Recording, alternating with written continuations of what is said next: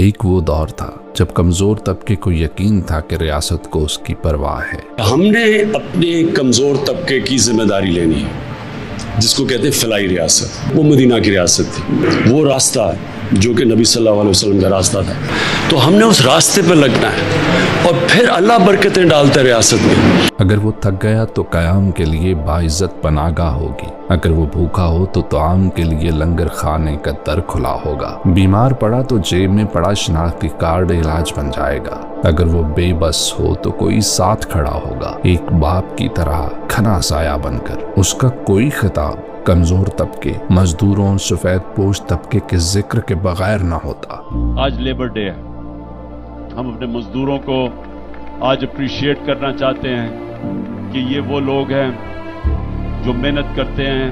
ہم تو جو آفیسز کے اندر بیٹھ کے کام کرتے ہیں، ایئر کنڈیشن ہے، یہ گرمی کے اندر چاہے وہ سڑکوں پہ کام کر رہے ہیں، یہ فیکٹریوں میں کام کر رہے ہیں، یہ اس لیے ہم دن بناتے ہیں کہ ہم ساری قوم یہ بتائے ان کو کہ ہمیں احساس ہے، ہم نے اپنے محنت کش لوگوں کا احساس ہے۔ اس کے دور میں بنائی گئی بیشتر پالیسیوں کا مرکزی خیال مزدور طبقے کو اوپر اٹھا کر پاکستان کو ریاست مدینہ کی طرز پر فلاحی ریاست بنانا تھا۔ وہ جس نے سیاست کے آغاز سے پہلے بھی کمزور طبقے کے علاج کے لیے شوکت خانم اور تعلیم کے لیے نمل یونیورسٹی کا قیام کیا۔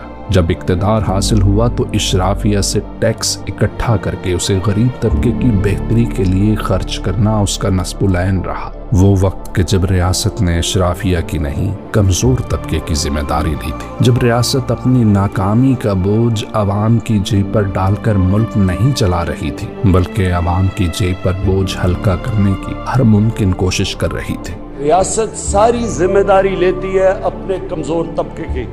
ایک ریاست کی جو پالیسیز بنتی ہیں، ساری پالیسیز ہی بنتی ہیں اپنے نچلے طبقے کو اوپر اٹھانا، غربت کم کرنا، یہ ہے ہماری ویژن۔ جب سے اس مزدوروں اور سفید پوش طبقے کا درد رکھنے والی آواز کو قید دی گئی ہے، غریب کا چولہا ٹھنڈا اور اس کی زندگی پر تاریکی کے سائے ہیں۔ کہاں وہ وقت تھا جب وزیر اعظم عوام کا باپ بن کر مستحق افراد کے سر پر ریاست کا دست شفقت رکھا کرتا تھا۔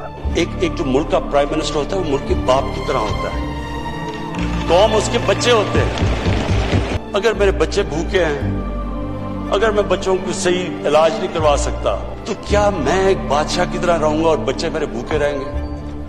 کیا میں اپنے خرچے نہیں کٹ کروں گا؟ اور کہاں آج کا دور ہے جب غریب افراد کے لیے صرف تسلیاں ہیں، وہ بھی چھوٹی، اور ریاست کے ہاتھ میں سوائے غریب کی جیب پر ٹیکس کا بوجھ لادنے کے کوئی دوسری پالیسی نہیں۔